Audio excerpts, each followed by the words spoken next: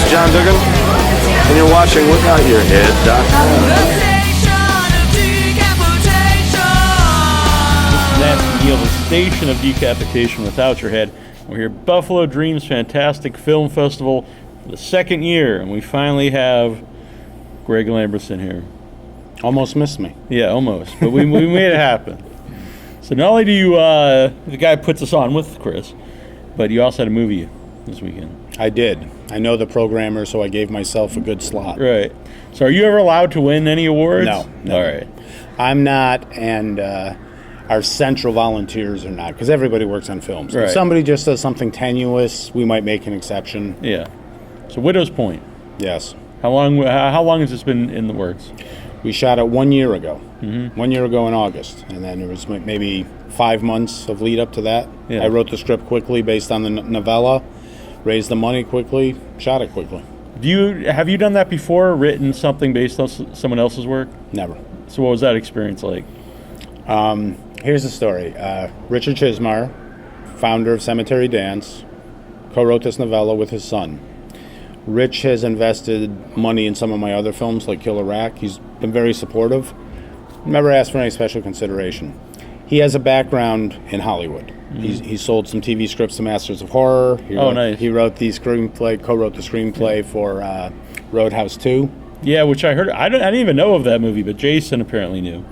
It stars Jonathan Sheck, the actor who plays the cowboy with the scar in Legends of Tomorrow. Okay. With Jonah Hex. So he's actually Richard's writing partner. Mm-hmm. So Rich has been through the Hollywood game, and he doesn't have a lot of interest or patience for it. Yeah. That's why his publishing empire, Cemetery Dance, is based in Maryland. Mm-hmm. But he does love film, and his son loves film. And over the years, we've discussed doing a project together. He's like, "Oh, we should write it together." And I'm like, "I don't write with anyone else. You write the script. Yeah. I'll direct. We'll produce together." And he always says yes, but then he gets busy with something, like co-writing a book with Stephen King or something like that. So he showed me a story and I think another novella, wanting to know if maybe we could do it as a low-budget film. I thought both of them would be too expensive. He came here 2 years ago with one of his son's films, and a week later gave me an advance copy of this novella, Widow's Point. So I said to him, if you're really interested, let me write the script, because I know I'll write it fast. Right. And if you like what I do, we'll go from there. He said, great. And I wrote that. I thought about it. I mean, I have to process things for a couple of weeks. But I wrote the script in 2 weeks and made all the changes I was going to make. And that script is very similar to what we shot. Yeah. And this is the one time I've adapted someone else's work. As an author, I'm respectful of the work. I knew it needed a different ending. I knew it needed a couple of other characters. But a lot of the flashbacks are right out of the book. All that dialogue that Craig says during his breakdown at the end, both when he's on the stairs and when he's in the room, those are lines from the novella. I just found a way to incorporate them into an action sequence. Yeah. And was he happy with it? Yeah, he was very happy. Yeah, okay. There were a couple of things that he just asked me, questioning logic. Do you think this? Do you think that? But he always accepted my explanation. And he was co-executive producer of the film with Aaron Elizabeth Heald. So he could have pulled his weight if he wanted to. Right. A very easygoing guy, very good collaborative process. Was the book itself, or the story, was it cinematic when you're reading it? Well, it's very Lovecraftian, which means it's first person and it's very much about mood. Yeah. It's dealing with this huge lighthouse in the book. It's this giant, tall edifice. It's not the little house that we have. So there were visual aspects, but it's mostly like a real Lovecraft story. It's the fear of the unknown. So there's a lot of suggestions there more than anything. The chief difference between the two is that there are a lot more stories in the novella. The history of the lighthouse, there's just so many stories. And I think that if we had included even one more, it would have been an anthology with Sheffer's, like Sheffer's main story being the wraparound. And I wanted the first half basically to be those flashbacks with him reacting to them, and the second half to be him. And then what I came up with in my adaptation was to bring all those different ghosts and bring them together at the end. That was my invention. Yeah. And you said you knew of the lighthouse where you wanted to shoot it before? Sort of. I grew up in the town next to the town with a lighthouse, and I used to hang out at the beach. And I saw that house many times and never knew it was a lighthouse. Right. Because it really is. It's like a haunted house with a little lighthouse on one side. So I saw it many times, and once I even went looking for the lighthouse, because there's a sign saying Dunkirk Lighthouse, and I didn't recognize that building was it. When this one came along, I knew that my daughter would be great. As I'm reading the book, thinking, how can I make a movie out of this? There's a big part for my daughter. Right. And this old man on page 4, that has got to be Michael Thurber from Killer Rack. But I knew that Fred Olen Ray and Chris Ray had done a Lighthouse movie for Lifetime or something. So there's another Lighthouse besides that one. Okay. Both of Is there them a lot of lighthouses around here? 5 or 6. Okay. So I'm from Cape Cod. But only 2 of them could have worked for our purposes. And I went with the one in the town next to mine. That just, local boy comes home, makes movies. Sure. It was fun. Yeah. I like how you said that was from Killer Rack. This bald guy. Michael Thurber. Yeah, I'm a big fan of his. He's fantastic. And yeah. right now he's mad at me. Oh, why is that? Because he got a copy of the book signed by Craig. No, signed by Richard and Billy on set. And he said, will you please get me a copy of the book signed by Craig? Yeah. And I said, yes. But you saw how busy it was. It's Yeah, crazy. yeah, I mean, when this goes on, I'm doing a Q&A, there's a line Right. out here, and then I get out here and I'm like a manager. Sure. So it didn't happen. So now I have to impose upon Rich to do me that favor. Oh, okay, all right. Well, how did Craig get involved? You said that you guys were friends before this? Yeah, we worked on a film called Battle Dogs 6 years ago. It was a sci-fi TV movie that Chris Ray produced, and I was the first assistant director on that. And that had a good cast. It was him, it was Wes Studi, it was the little girl from Jurassic Park grown up, Ernie Hudson, cool. Dennis Haysbert. I mean, this was a big cast. It was close to $1 million movie. First thing that size that I'd worked on. It was a huge job. But I saw him, as a first assistant director, I would obviously say hello to the actors, but I saw him reading, and I normally don't do this, but I brought up, I'm an author, and he said, I'd love to read some of your stuff, and I gave him one of my books, one that was like a shorter book, and he loved it, and we've actually been developing that as a movie or TV series for like 5 years now. Things keep getting in the way, but we talk fairly often, because I'm writing the script to his specifications. On that one, for him, he's calling the shots, and I'm rewriting my material to satisfy him. Is he a horror guy? Does he like horror stories? He likes everything. He's obviously done a number of horror films, and while we were developing this book of mine, he was involved with an adaptation of another Clive Barker thing that fell through. So it's something that's in his wheelhouse. I don't think he wants to do just horror. Sure. I know he read likes the story, so he and, liked it. So. Yeah, well, I've approached him about things in the past. My line of thinking is, I cannot afford Craig Sheffer for a lead role. Maybe he'll like one of these 2 or 3 day parts. You know how you do it, get a cameo. But he's never wanted to go that route. He's still, when he's in movies, he's still the lead guy. So he's never really been interested. And I don't want to get into his personal life, but he's been tied up with some family matters that have really limited him to doing maybe 1 movie a year. Yeah. And Rich is friends with another actor, good friends, and he thought maybe that would be the lead. And I said, okay, we'll try that. And I turned to my wife and I said, it's not going to work. Yeah. With the whole management team and stuff, it's just not going to work on a little film like this. When it falls through, we'll turn to Craig. Yeah. And that's what happened. I called him. He read the script that night, and we made a deal that night, although it's always a longer process than that because he's got a manager, so we still have to go through all the contract stuff. Yeah. But we had an existing relationship. He liked the part, and I think he was kind of chomping at the bit to get out of the house and do something. Yeah. And so once you start making it, he was easy to work with? Oh, he was a prince. It's funny. He said to me, I'll come out there, I'll do the script as one. I'm not going to ask for any changes, blah, blah, blah, because I've been going through the development process at our own thing. I said, okay. And then the very next time I spoke to him, he said, I just have one question. I go, yeah. He goes, does it have to be an octopus? Yeah. And I said, yes, it has to be an octopus. He's not familiar with the Lovecraft mythos. I even saw some of it. I know it was mentioned, but I saw it I was like, not a cave drawing, but it was, a little picture of an octopus before. And so I was looking forward to the end if that's where it was going. We actually edited out a lot more. There was a lot more of it. It was cool. I mean, I love stop motion, but tonally it just didn't fit the live action stuff going on in that room, which has a very Twilight Zone-like feeling. Did you ever think of changing the other way to make the rest of the movie fit the live action? Well, what if I did that and then the octopus sucked? As it turns out, Right. the octopus was good, but it didn't quite fit. And it's there in a form. It's just, I compare what's there now more to like what was in the Dunwich Horror. Yeah. You know, you see it quickly, but it's suggestive. Yeah. Had he seen it before this weekend? No. So No. do you, He's listen, I'm technologically inept. He's Yeah. even worse than I am. Okay. I send him the secure link screeners and stuff. right. So, yeah. I was just wondering what he thought then. If this was his first time seeing the octopus, actually in the movie. I will tell you that the octopus was his chief concern because he knew what our budget was. Yeah. And he didn't think we'd be able to pull off. I think what's there looks really good. What did you think? Yeah, I like the octopus a lot. I love really the cool. eye, especially when it's blinking and yeah. Pretty gross. Yeah. So he dug that, I assume. As far as I know, I Okay. mean, maybe he was just putting on a good show for the crowd that was here taking Right, photos. I will hear his gut reaction fairly soon. All but I mean, how can he be disappointed with that performance? Yeah. That's a career performance right Yeah, there. yeah, in my he's great little in it. in my little movie. Yeah.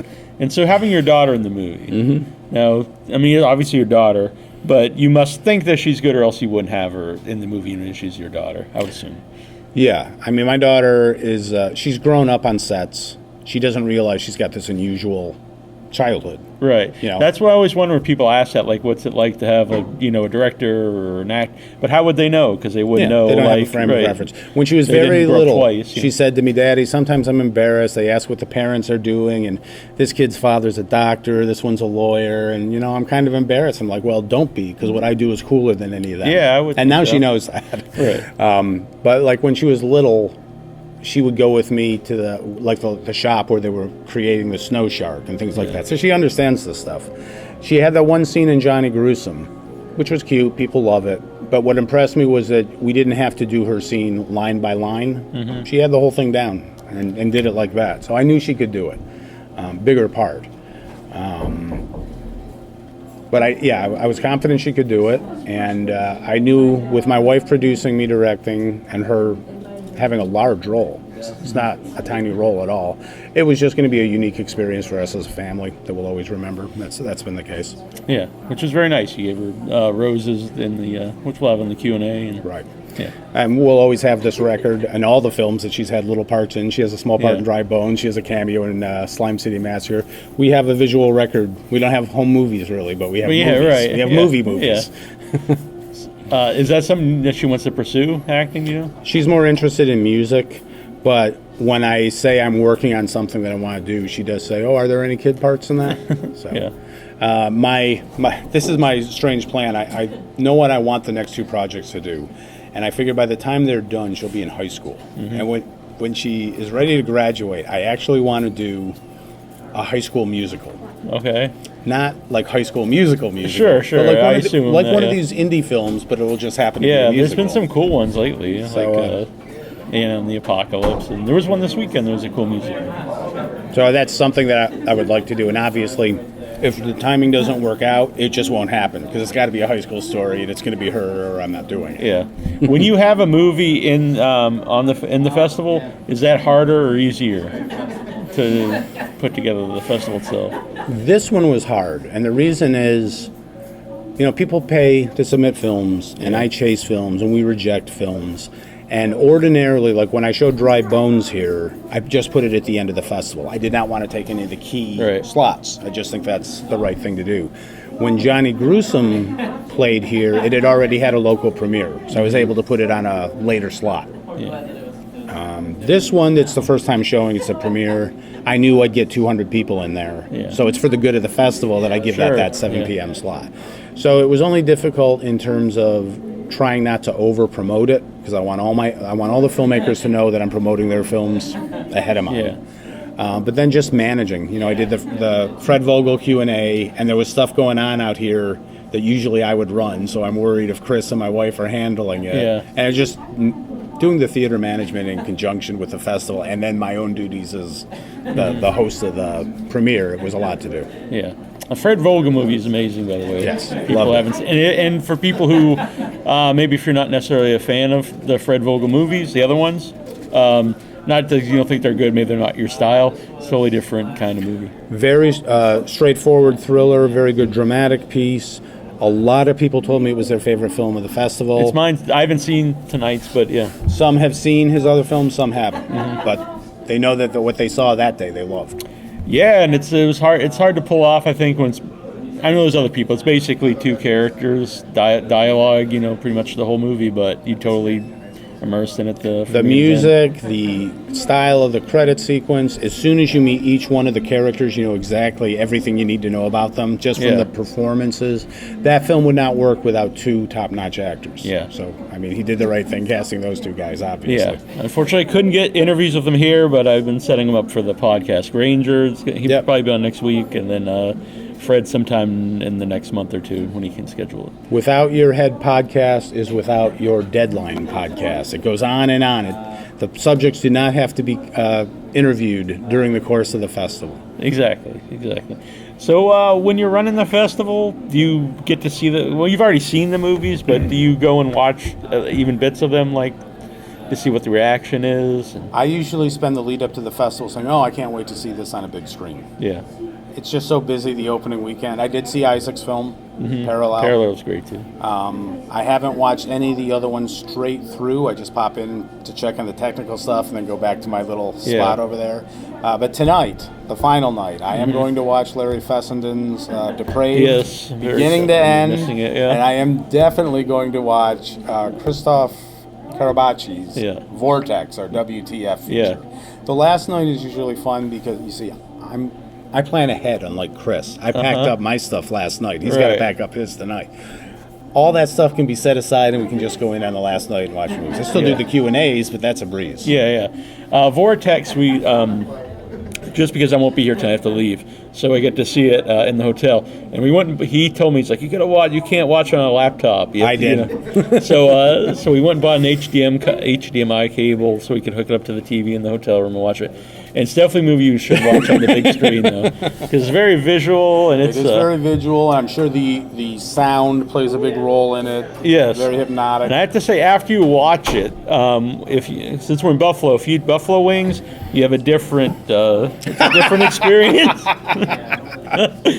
Yes, I can imagine that would be the case. Yeah. Jason brought up and then was kind of off-putting, but yes, but yeah, that's the way it is. I don't want to give it away. It's very, very weird. And he's the man, and it's very cool that he stayed here all week to watch all the movies. Whole week in from Paris, France. Yeah. And he seemed very excited and happy to watch all the movies. Yeah, he's a really good guy. The funny thing is he said, okay, I'm coming to the festival. I'm like, wonderful. He says, I'm coming for the whole week. And I'm like, wow. No one's ever come for the whole week before. And then I'm thinking about the film, and I'm like, I look at his Facebook page picture, and I'm like, is he a normal guy? What should we expect here? Do we really want him for a whole week? Right. And he's a sweetheart. So wonderful. Worked out great. Yeah, you do wonder how he made something like that. But yeah. So where does Widow's Point go from here? I do a screening in the town of the Lighthouse to benefit the Lighthouse in 2 weeks. Then I will be at Twin Tiers International Film Festival, which is in New York.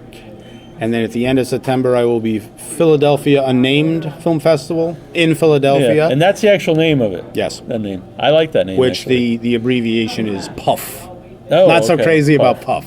Yeah, but, that's not the best. But yeah. And then, next week we'll start hearing about October. I expect to be at a different festival every weekend in October. And during that time, we will look for a sales agent to look for a good distribution deal. What's that experience like when you go to other festivals with your movie? I don't usually do it. Okay. I have done it, but typically when I do it, I go in for the screening and I come back, somewhere in Canada, for instance. I rarely spend the night. For Twin Tiers, I'm planning to spend 2 nights. I want to do what all the filmmakers here do, network with the other filmmakers and stuff. I want to experience that and do what I want people to do for me. Yeah. If I start traveling more for the other festivals in October, it'll probably be back to the one-night thing. I can't do what these filmmakers do and spend 3-4 days at a festival. I think it's fantastic that they can do that. Yeah. I got a wife, I got a daughter. Is a big commitment. They've got jobs. My wife doesn't drive, so I'm the wheels, Cats, all that stuff. Yeah, I just make Jason drive me around. He's my festival wife, I guess. Seb doesn't drive. Yeah. If he did, you would be driving the whole festival. I feel like not driving is the best thing I can be doing. Okay. It's good to see Seb again. Yeah. Yeah. So hopefully you'll have something new next year at the festival. Hopefully. Yeah. Did you hear what we did this morning? No, I don't believe so. Oh no, I did see on Facebook he was watching one of your movies. We watched Plutonium Baby, Right. an 80s movie which I ghost directed. I People don't know I didn't that, know that, as yeah. one of my films. Right. So I did about 70% Does that happen of often, ghost directing? Well, I don't know what happens for other people, but Right. on this one, the director took his name off the credit. He did the first half of the film, and I ghost directed about half of his stuff. And then they had a 37-minute movie. Yeah. So they brought us back, and I directed the whole second half. And the producer took the credit, which was just fine Fine, because we all knew what we were making Yeah, at the yeah. time. But so that was fun watching that with Seb this morning. Had you seen it for a while? Or? I haven't seen it in 10 years. I had it on DVD. The DVD was unwrapped only because I loaned it to somebody. All right, yeah. I assume you don't just sit around watching your own movies. It'll be a little strange, I guess. But Seb, who he named his production company, Melting Man Productions. Who's the director of Melting Man? William Sachs. William Sachs. Yeah, he does that. When I had him on, he does a lot of ghosts. He didn't call it ghost directing, but movies are finished and they're not happy with them, and then he re-edits them. He did that with Leprechaun, apparently. If anyone wanted to pay me to do that, I'd be happy to do it. All right, I'll put the word out. Yeah. The Nasty Neil, it won't do you any good if I tell anyone, but I'll pretend. I wasn't thinking it was, but maybe somebody out there watching Right, yeah. is writing my name down right now. Very true. Pay Greg and take the credit myself. Yeah. For you personally, with someone like Seb who comes to the festival and you see them progress as a filmmaker, what's that experience like for you? Well, first of all, there's no one like Seb. That's true. That's true. And second of all, Thank I am God, a bigger fan of Seb's short films than I am of his longer films. So I don't think he's progressing. I think he's regressing. And I'm looking forward. I'm looking forward to his next one. And I still have to see the Mummy film. Yeah, I'm looking looking. forward to. I love the name Winter Mummy. It's very interesting. Well, it's very good to finally do a video with you. Yes, We've had you on the podcast. We didn't do this last year. Yeah, I tried to. It's just you were very busy. I know, I'm very busy. You were even busier last year without. Well, you did a movie here last year, but you were actually finishing the other movie. It's a lot of work, these festivals, and you got to worry about the. Last year we had all sorts of technical problems. Yeah. We only had one this year, and it wasn't a disaster. But yeah, it's very busy for me, and I'm not doing anything. 102 movies. I know you only have so much time to get someplace to get food and get back, and then you got to do an interview. Yeah. I set up a bunch of them, and a lot of them didn't come through, but a lot of them, the ones that did, were great. And the ones who didn't, you rescheduled with, right? Yeah. I mean, is there anyone that ducked you that you? Oh no, it wasn't. It wasn't like, hey, I'm not doing that. It was just time wise. Oh yeah, it's just hard to manage things. Yeah. But yeah, it was great, and I always have a good time here. Good. Come back next year. Yeah, that's good to see you. You too, off-camera person. Yeah. Jason, you want to come in and say hi? No? All right. Fair enough. Maybe next time. There is no Jason. Not real. I will. No. Let's say